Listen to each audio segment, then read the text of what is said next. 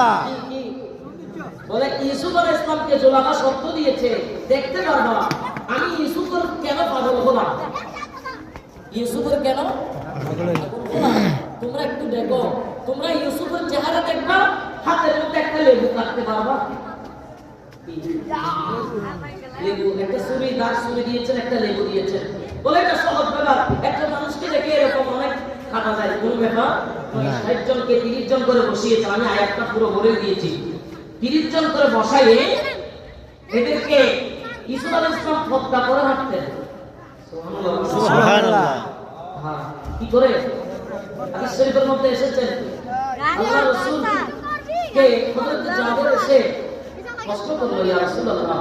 আমি শুনেছি ইউসুফ আলাইহিস সালাম নাকি বেশি সুন্দর ছিল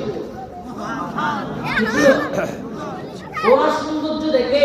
মিশরের নারীরা হাত কেটে ওনাদের পরে গিয়েছে কবর ছিল না সুবহানাল্লাহ সুবহানাল্লাহ।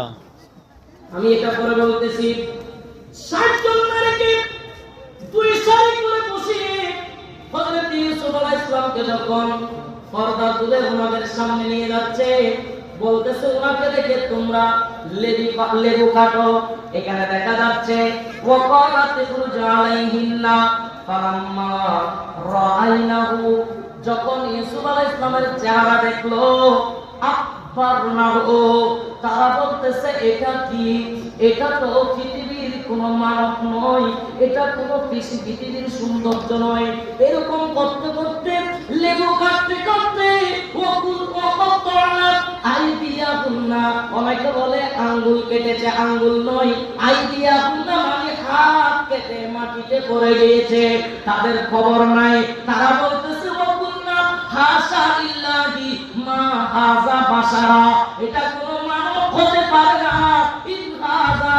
ইল্লা মালাকুন কারীম নিশ্চয় এটা আল্লাহর কোন ফেরেশতা হতে পারে সুবহানাল্লাহ। এক ঘন্টা পার এক ঘন্টা সবাই তো ইউসুফ আলাইহিস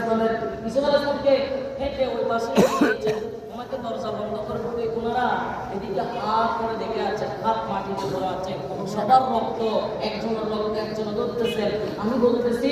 আমার নবীর সৌন্দর্য দেখে আমার নবীকে জাবের যখন এই কথা বললো তখন আমার নবীকে বলেছেন ও জাবের রে আমার মালিকুন ওয়াহি ইউসুফ সবিহুন আমার ইউসুফ শুধু কথা ছিল আর